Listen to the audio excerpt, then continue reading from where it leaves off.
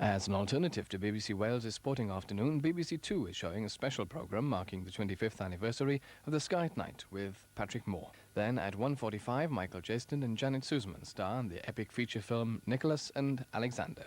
That's on BBC Two. This is BBC Wales.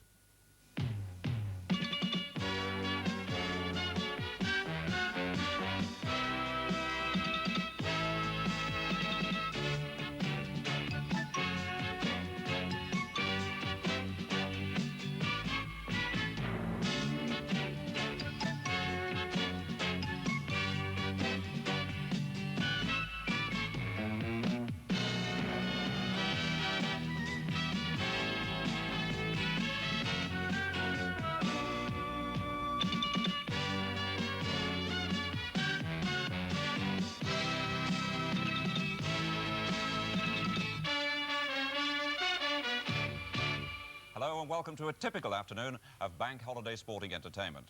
The snooker, and with fans at the Championship of the World still staggered, not just by the dismissal of world champion Steve Davis by Tony Knowles, but by the margin of that defeat, 10 frames to 1.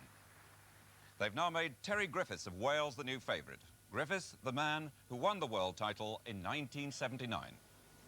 And Dennis Taylor concedes a great performance by a very cool and calculated snooker star. Griffiths meets the experienced Willie Thorne in his first round match in this year's World Championship this afternoon. And you'll be able to see the start of that match and also another former world champion, John Spencer, in action this afternoon.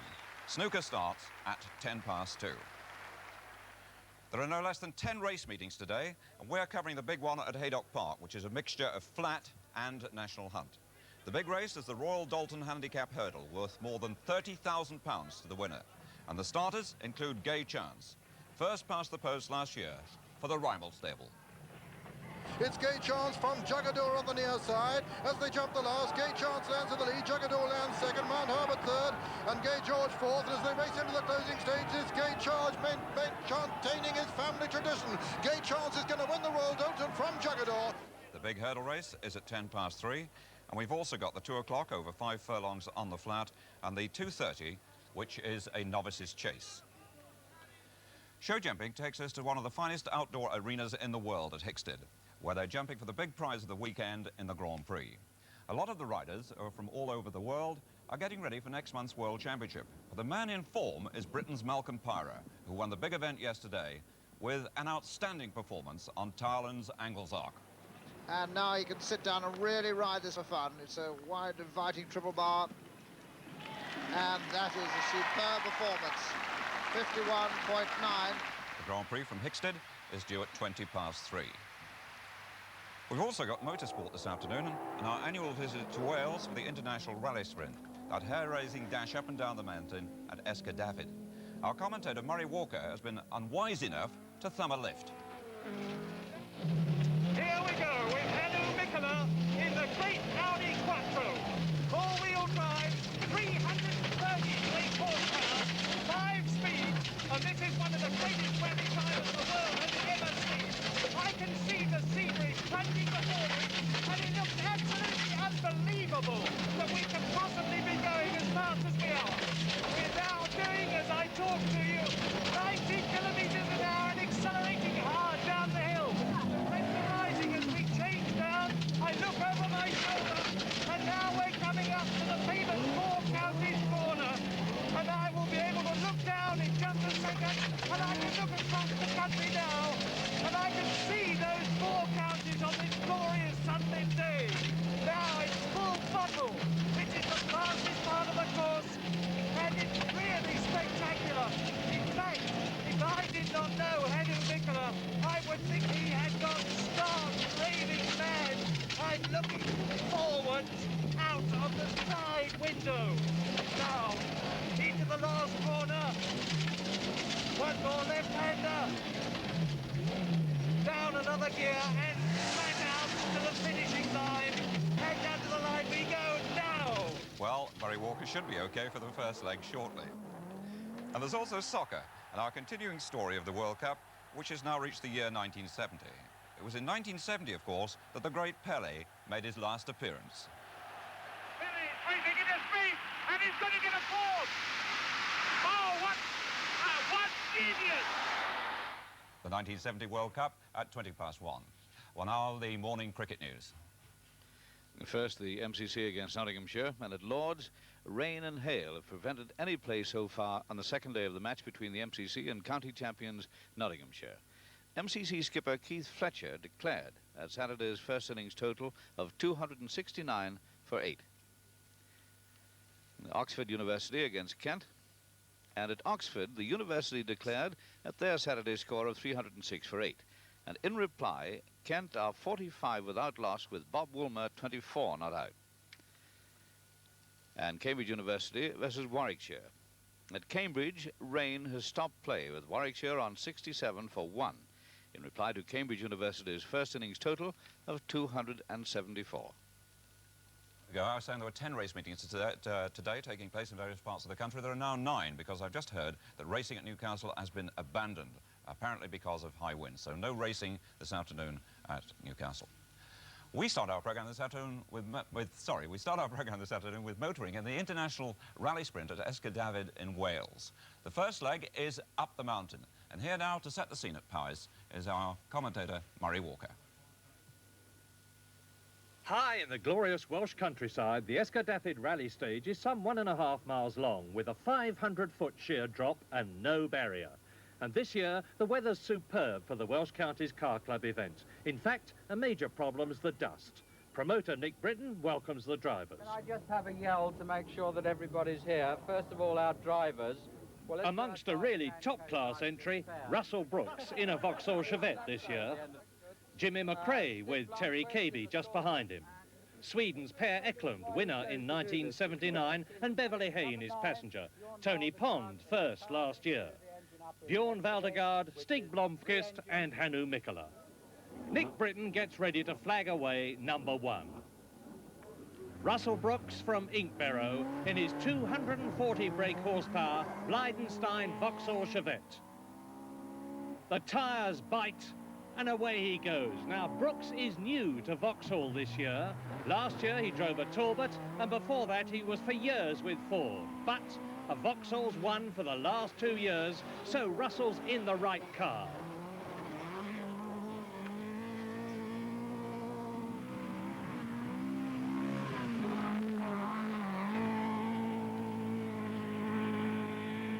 And we've got a split distance watch going for all the competitors, and Russell Brooks is approaching the split point, 48.2 seconds. Russell Brooks, 1977 British champion, twice winner of the Circuit of Ireland and second this year. Beautifully balanced, the car. Russell's getting the power down in exactly the right point, and just watch the way he handles the Vauxhall.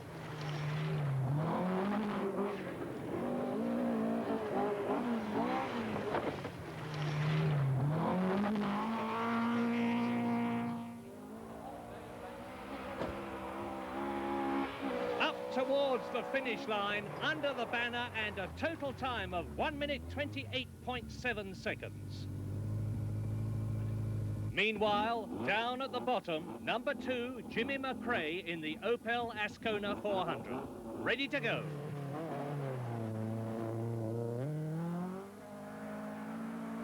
This is the car that Englishman Tony Fall developed at Rüsselsheim, and this actual Ascona belongs to the super enthusiastic Bolin Catini team. Jimmy McRae, 38 years old, from Lanark, 3-time Circuit of Ireland winner, including this year.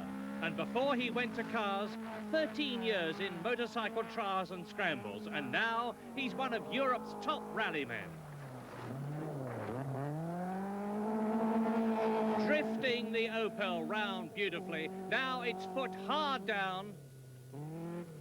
Round the right-hander. And away. Just dodge the gully. Into the right hard. Left again. Another deep gully. And Jimmy McRae is going very well indeed. Sliding the car superbly. Away up to the top. And it's a quick run. Under the banner, 1 minute 28.6, and that's 1/10 of a second faster than Russell Brooks. Number 3, Sweden's Stig Blomqvist in the Talbot Lotus. Stig comes from Örebro in Sweden, and he's an incredibly versatile driver. For years, he's driven the front-wheel drive Saab. This year, he's also driving the four-wheel drive Audi Quattro, and here he is in the 240 brake horsepower rear drive Talbot Lotus. That crashing noise is the stones hitting the underside of the car. 20 years a top rally driver is Stig. 3 times a winner of the Swedish rally. He's won the RAC rally. He's won the 1,000 Lakes, and the split time is 47.9, and that's faster than Russell Brooks. Now, is Stig going to be able to keep up the pace and be faster than Russell Brooks over the entire run? Russell's time, 1 minute 28.7. He's on target. Now he sees the banner. Under it, and it's 1 minute 28.9, so he's slower than Russell Brooks. Well, slow for Stig, but away now goes Per Eklund from Arvika in Sweden in the new 2-litre Toyota Celica. And this is a man to watch, because the bearded pair won here in 1979 in a V8 Triumph TR7. In 1980, he was second. He drives in rallycross, he drives in rallies. Saab, Porsche, Fiat, Volvo, he has driven them all. Approaching round the drop now, 4 Counties corner, and the split time is the fastest yet, 47.8 seconds. And now, the vital second half of the hill. He's got to keep going. Russell Brooks is still the quickest. He's Per Eklund, and he's really got his foot down now, going to be able to take time out of Russell Brooks's second half. 47.8, the split, the fastest yet. Now the right-hander, he's got to get this right, then it's almost home. And it's 1 minute 28.8, that is slower than Russell Brooks and McRae and Blomqvist. So, now, Terry Cabey, British champion in 1980, getting better all the time. Comes from Toaster. He's had a string of 1982 wins, including the Granite City Rally, in this Blydenstein 2.6-litre Vauxhall Chevette.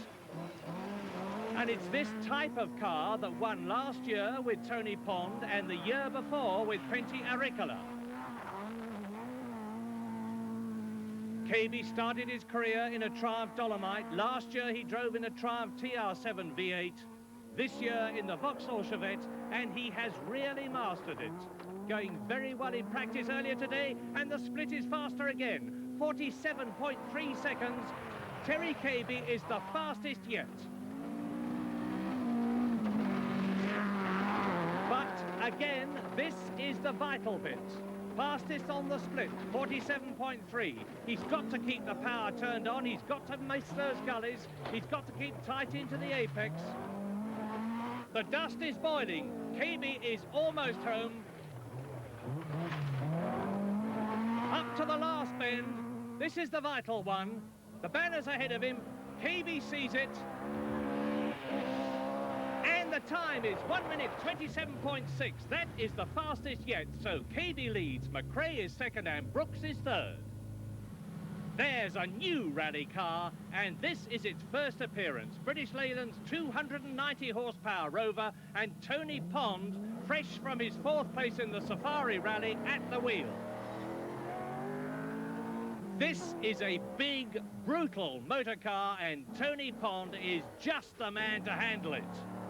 Terrifically spectacular in practice, tremendously fast. This car has been specially built for the Paris to Peking long-distance rally. And Esker David is going to seem an absolute doddle to Tony Pond, and that's what he's seeing through the windscreen as he streaks along. A good 90 miles an hour at this point with a 500-foot drop over his right shoulder. The split, 47.7, he's second fastest to Terry Cabey. Tony Pond was first in the Donington Rally Sprint in 1980. He won here last year in a Vauxhall Chevette. He is the man for the job. Missed the gully, the car leaps into the air. Tony kicks his foot hard down. Almost missed a gear there.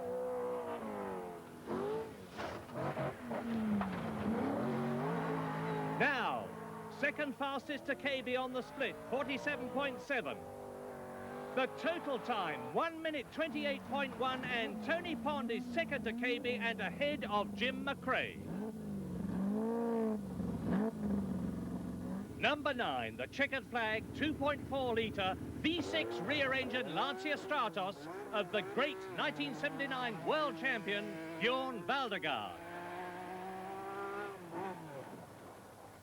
One of the greatest rally cars of all time, which has won virtually every major rally that there is. Now, Bjorn blew his best motor in practice yesterday. Graham Warner's mechanics have done a 5-hour trip to London, put in an old engine due for a rebuild and driven back, and see how Bjorn drives it.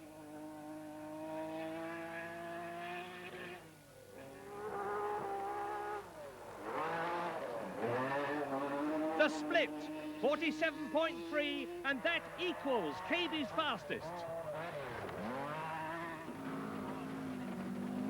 Driver's eye view there. Now, see the car jump the gullies. Bjorn Valdegaard is on target for the fastest run of the day so far. This tremendously experienced veteran rally driver is absolutely on top of his form today, almost at the end of the climb. Foot down. 1 minute 27.6, and that is the fastest run of the day. Valdegaard leads, Cabey second, and Pond is third. But this is what they've come to see, the greatest of them all.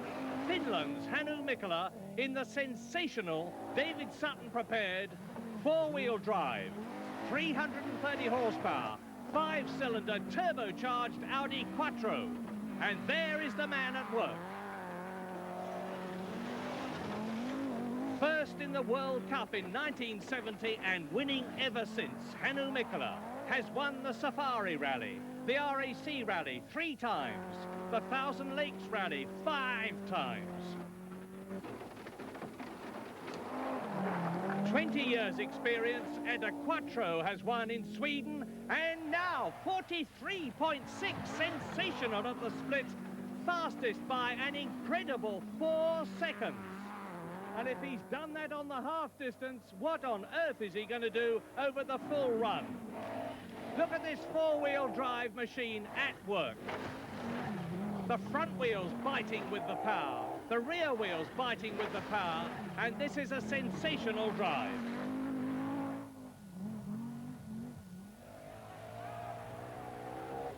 Indeed it is. 1 minute 21.2.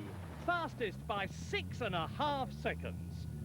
So after the uphill runs, Mikkola leads, Valdegaard second, Cabey third, and Tony Pond a fine 4th place. Some ride, isn't it? And the second leg down the mountain in just a few minutes. Meanwhile, soccer and our continuing story of the World Cup in Grandstand has now reached the year 1970, the year in which Pelé and England made their last appearances in the World Cup finals.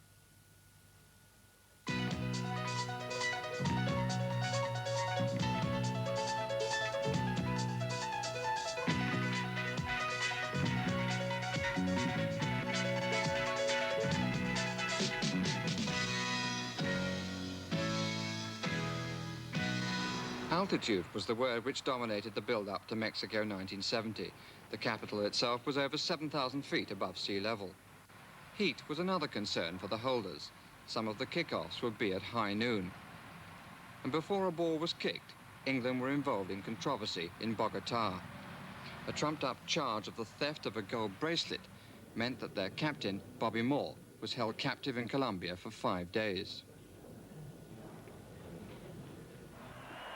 Violence on the field was another problem. Would men like Pelé be allowed to play? The omens were not promising. But when mañana arrived, the Mexicans had good reason to celebrate. Their team reached the last 8. Their tournament was a huge success. Skill thrived, with Pelé himself almost defying description. Oh, he saw the goalkeeper off the line. But now, Pelé is racing in his feet, and he's going to get a fourth. Oh, what genius!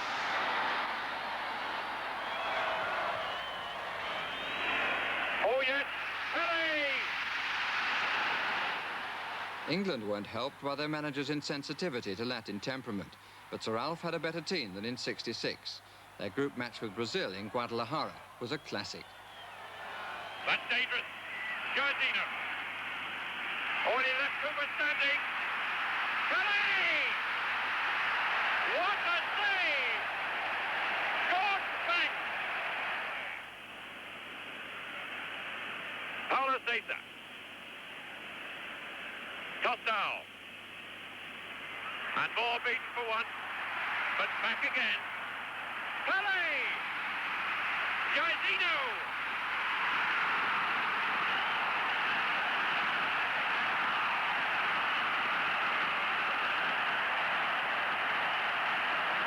England stretch. Jardino. Costau in the middle. Good tackle by Moore. The perfect timing. Cooper for England. 25 minutes to go. Brazil 1, England 0. Again looking for Astle and Hurst. Astle's miss denied England the draw they deserved, but it could be argued that the match had been between the best 2 teams in the tournament. Respect among great players was obvious. But defeat meant that England had to go to Leon for a repeat of the '66 final against West Germany, a match which, unbelievably, England lost from a winning position. That's a good ball to Newton. Worth a shot. Pelé!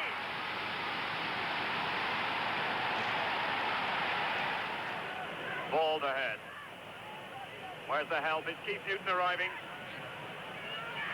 That's Newton number 2. And it's there! Peters! Halfway through the second half. 2-0 to England. Beckenbauer. Pictor.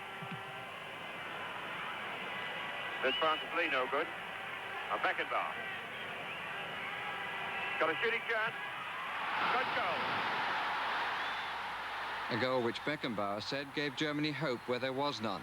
In hindsight, Ramsey's substitution of Bobby Charlton gave them still more. It's a barrel scramble. Snellinger. England really now under terrible pressure. Stay there. A goal.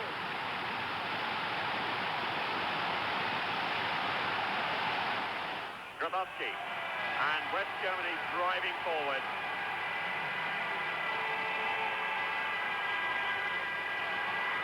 The good ball. Roland! For Germany, a revenge for '66. For England, a bitter defeat and one to be long debated. Germany now travelled to the capital, where spectators in the Aztec Stadium at last had a match to talk about. Germany's opponents in the semi-final were Italy, who led until the 89th minute when Schnellinger equalised.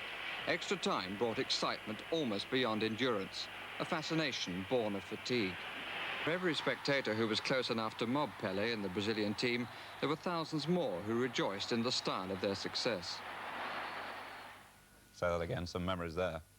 Well, after the second leg of the Pace Petroleum Rally Sprint at Escadavid, after the first run up the mountain, the leader was Hannu Mikla. In second place, Bjorn Voldegaard, and third, Terry Cabey. Now, the second leg is down the mountain, and the commentator on the mountain in Paris is Murray Walker. Perfect conditions for the downhill runs, and thanks to the ever-helpful Forestry Commission, the course is in prime condition. 8 drivers going in reverse order of uphill times. Slowest first, and that's Sweden's Stig Blomqvist. Stig in the 240 horsepower, front engine, rear wheel drive Talbot Lotus, only 1/10 of a second slower than his countryman Per Eklund on the uphill run. And this is the World Rally Championship car. Stig comes from Örebro in Sweden, 20 years in competitions, 3 times a winner of the Swedish Rally. He's won the RAC Rally, and he's really hammering the Talbot now. The split, 42 seconds, and that automatically becomes the target time from now on for the other 7 drivers in this downhill run. Stig, tremendously versatile. Saab front-wheel drive, Talbot rear-wheel drive, and this year he is driving the 4-wheel drive Audi, and now he is within sight of the banner for the finish. 1 minute 25.9, an aggregate of 2 minutes 54.8. And next up, it's Per Eklund, 7th fastest uphill in the 2-litre Toyota Celica with Beverly Hayne. The bearded Per Eklund, wearing glasses, first in the BBC television rally sprint here in 1979 in a TR7, and second in 1980. A new car, very much improved after it had a lot of trouble in the Circuit of Ireland rally recently. And with 20 years experience, Per Eklund is certainly the man to get the best out of the Toyota. He's driven for Saab, for VW, for Fiat, for Porsche, and the split time is 41.4 seconds, and that is faster than that of Stig Blomqvist. It looks a big car, it looks an unwieldy car, but it isn't either, and Per Eklund is certainly showing it. That's what he's seeing, and he's almost home. 1 minute 24.9 and an aggregate time of 2 minutes 53.7, 1.1 seconds faster than Blomqvist. And away goes Russell Brooks from Inkbarrow in the 240 horsepower Blindestein Vauxhall Chevette. Now, this is the make and type of car which won here at Escadapid in 1980 with Pentti Auricola and last year with Tony Pond. Russell was only 6th fastest uphill, and he's got a lot to make up. Fresh from his 2nd place in the Circuit of Ireland, ex-British Rally champion. Experience in Mini, Escort, Stratos, Talbot and Chevette, and it's 41.5 seconds of the split, and that is second to Per Eklund.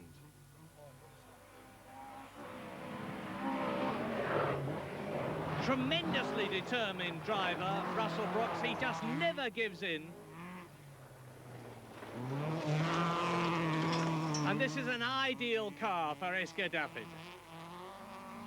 The total time as Russell Brooks goes under the banner, 1 minute 24.7 downhill, aggregate of 2 minutes 53.4, faster than Eklund.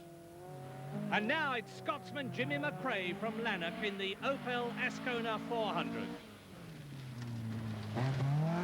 Jimmy's had a marvellous run of success. He's just back from his 3rd win in the Circuit of Ireland. He's the Irish tarmac champion, the British champion of 1981. And see the way he deftly handles the Ascona 400. This is the car that won at Monte Carlo this year with Walter Roll, 2nd in the Safari Rally. And now, Jimmy's on his way to Four Counties Corner. The split, 41.8, 3rd fastest to Per Eklund. It's going to take him all his time to cut back 1/10 of a second, which he desperately needs to get a really fast run and take him up towards the front. Because as he goes round the right-hander there, accelerates away, twisting at the wheel, and the power going down, he is home, and the time, 1 minute 25.7, gives an aggregate of 2 minutes 54.3. And now, the big, brutish 290 horsepower Rover V8 of Tony Pond. Alongside him, Autosport's Peter Fubister, fourth fastest on the uphill climb, and Esker David seems like a main road to Tony Pond after the grueling Safari Rally. First in the Donington Rally Sprint in 1980. First at Esker David last year in a Chevette, and this is a very different sort of motor car. Bigger, more powerful. But see how it goes. The split, 42.4 seconds, and surprisingly, that is the slowest we have had yet. Tony Pond and the Rover look tremendously fast and spectacular, but they are going more slowly than it seems. This car developed for long-distance rallies, not really ideally suitable for Esker David, but Tony Pond certainly isn't letting that slow him.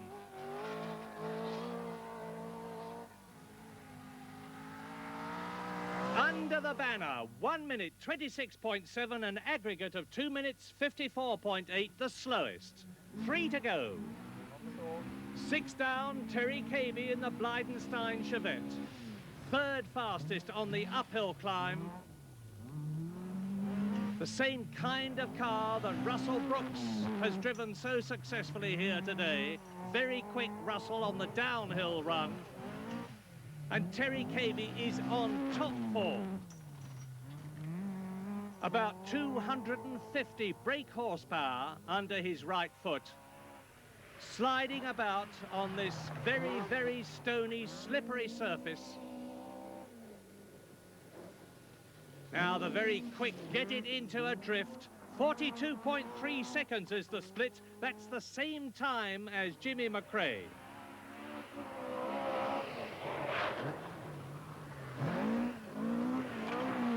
Watch those front wheels.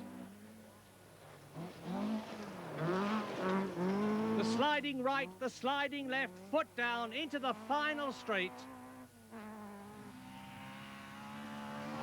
Cabey finishes 1 minute 25.7, aggregate 2 minutes 53.6, slower on aggregate than Brooks and Eklund. Now ex-world champion Bjorn Valdegaard. And that is Graham Warner's magnificent rear-engine V6 Lancia Stratos. Bjorn was second fastest uphill in spite of having to use the tired replacement Dino Ferrari engine. And he's really pressing on. Too much, nearly off goes Bjorn Valdegaard, a magnificent recovery. This car handles superbly. It was designed solely for rallies. It dominated the top rallies for years, and it is still one of the best cars, although this is one of the very few that are left in the world. And the split, 43.8 seconds. And that is not a good one, and that, of course, was because Valdegaard nearly went off and hit the wall. 20 years experience, first in the RAC Rally, twice a winner of the Monte Carlo Rally, 13 World Championship wins. But Bjorn Valdegaard has lost too much time, and as he accelerates away and underneath the banner, his time, 1 minute 26.6, an aggregate of 2:54.2. So Hannu Mikkola must surely win. Fastest by over 6 seconds uphill, his chief rival Bjorn Valdegaard out of the running. So let's just see how the 330 horsepower, 5-cylinder, turbocharged, astounding 2.2-litre Audi Quattro goes downhill with the top rally driver of the world at the wheel.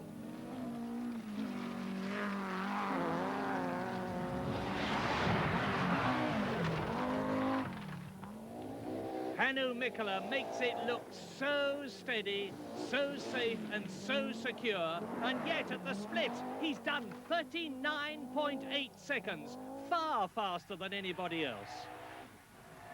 He's not only going to be fastest uphill, he's going to be fastest downhill by a long, long way.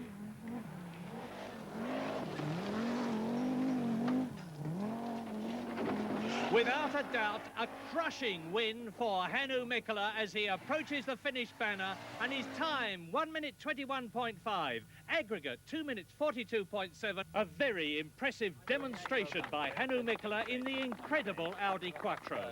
So hats off to Russell Brooks for his second place in the normal Vauxhall Chevette, and to Terry Cabey for his third place. Hannu, you yet another win. It didn't look as though you had any problems, but did you have either going up or coming down? Going up, we didn't have anything, but coming down, I missed the start quite badly. Now, you've got a unique vehicle here, four-wheel drive, 330 horsepower. How difficult is it to drive compared with a normal car? Not at all. It's an easy car to drive. Fantastic. Well, now, you've won very, very convincingly, and you're going on. What's your next event? In Corsica next World Championship Rally in 2 weeks' time. All right, well, best of luck from everybody for that, and congratulations on another terrific effort. Thank you. Thank you. Well done, Hannu. Wonder if Murray got that sunburn when he thumped a lift at the start of our programme up the mountain. And with a